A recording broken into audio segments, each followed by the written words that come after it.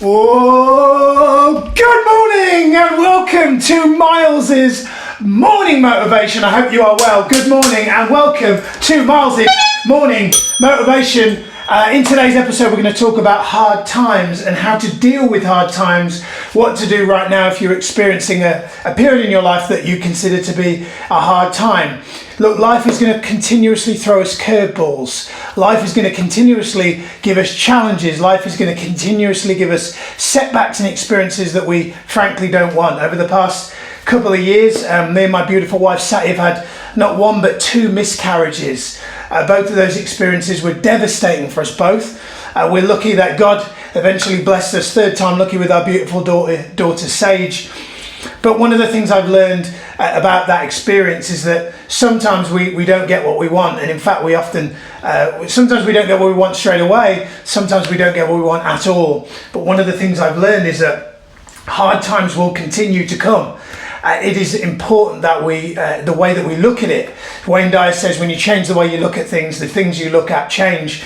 And so in this video I'm going to share with you effectively three reasons why I think people struggle through hard times. And then I'm going to share with you three things that, from my experience and from the clients that I've worked with, I've coached some of the biggest brands in the country, such as Mercure Hotels, Champney Spa, Fitness First. And some of the things that I'm going to share with you, I share with them, that are really common sense but not necessarily common practice, ways that you can deal with hard times. So the first thing that I found that a lot of people struggle with when it comes to hard times is a poor management or a lack of a consciousness of what we call state.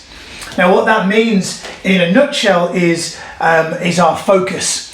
And what we're focusing on in any given moment will determine how we feel. So let's say for right now, outside it's raining and you don't want it to rain, and you're focused on the fact that you're annoyed that it's raining. That the energy that's going to kind of create inside you is probably not the best energy. It's probably going to be one of a negative energy. Now imagine you were in Uganda and there was a drought, there was a famine, you have a family, and you haven't been able to harvest crops for 6 months, and then rain comes. You are going to probably have, in fact you're definitely going to have, a very different reaction to rain than maybe you will have if it rains in England.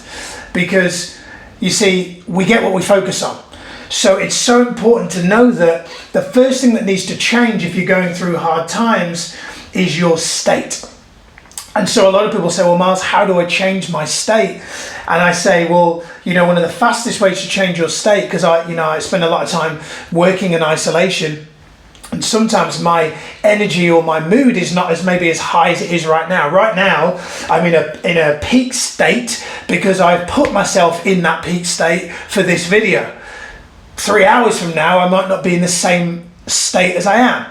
But one of the things that I consciously do, kind of on the hour, every hour, is I kind of reinvigorate my state. And so what I want to do is share with you something that is incredibly common sense, but not necessarily common practice, that I do while working in isolation, sometimes at home in my kitchen, that helps me to create a positive state. And you're going to be probably surprised by what this is, but the thing that puts me in the most powerful, impactful state every single day is kitchen star jumps.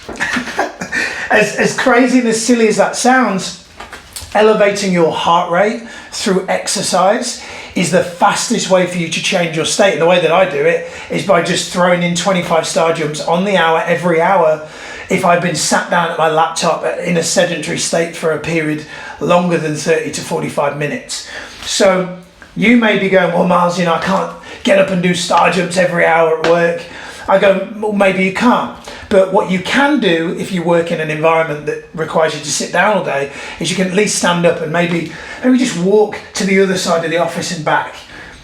Just that change of state, that change of physiology will have even just an incremental change on how you feel within yourself. But I'm here to tell you that the fastest way for you to change your state if you're going through hard times is to change your physiology. A few years ago, I was coaching a guy and he was telling me that he was depressed.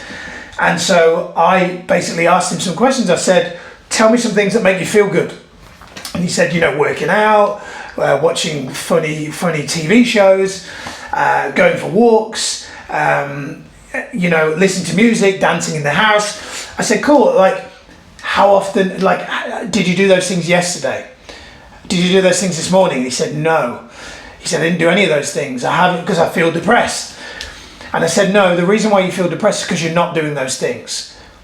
The fastest way for you to get out of depression is to change your state by doing those things again.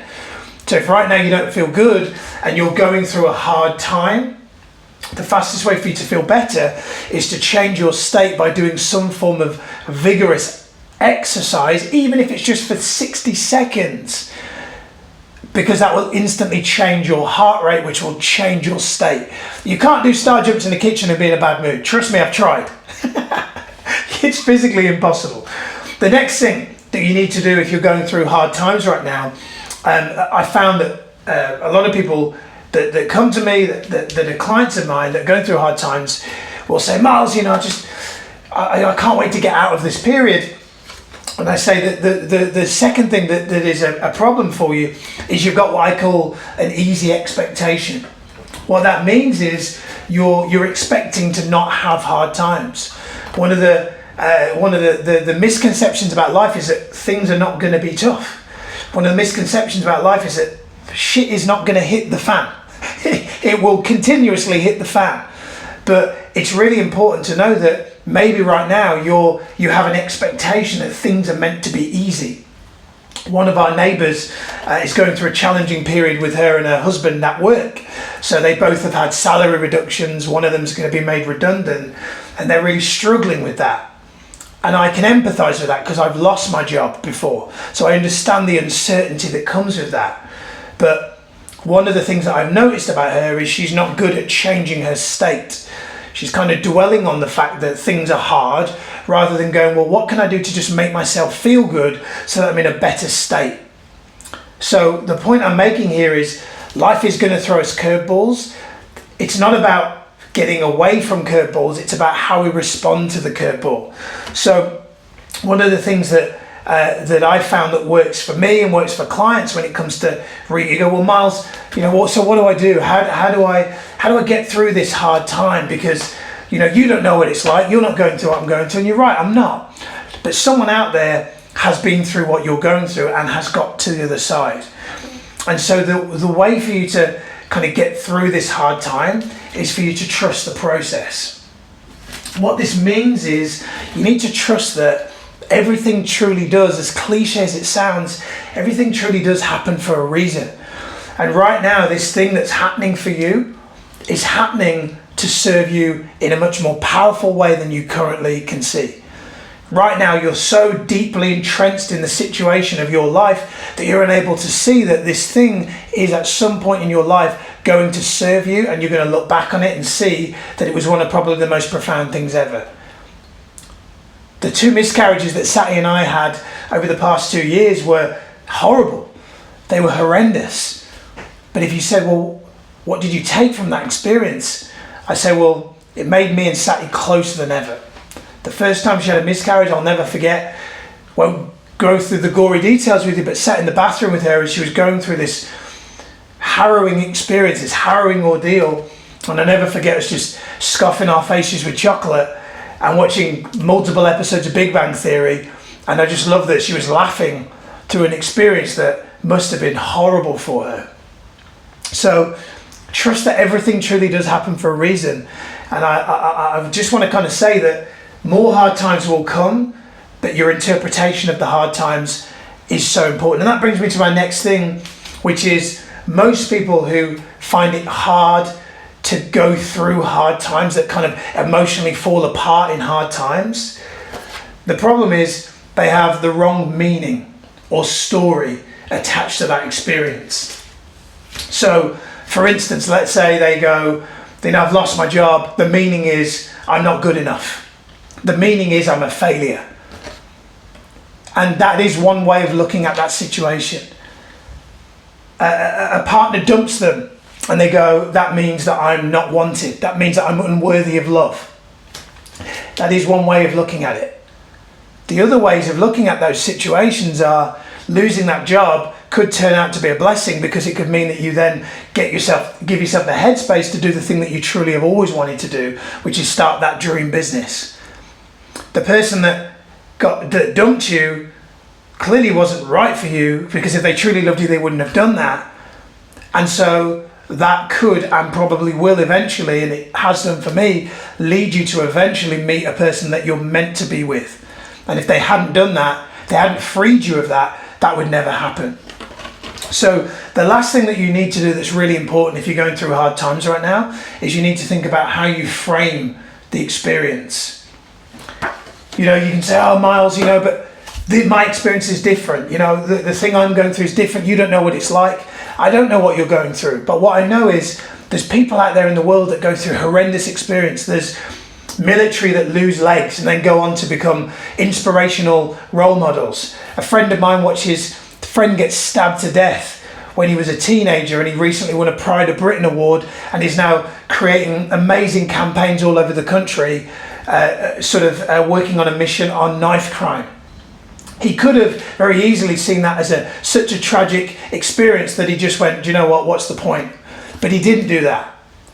You know, how about the young girl that's sexually abused as a child, who surely was destined to not do anything great with her life because she was abused and then abandoned, then becomes kind of one of the most inspirational figures in America in Oprah Winfrey.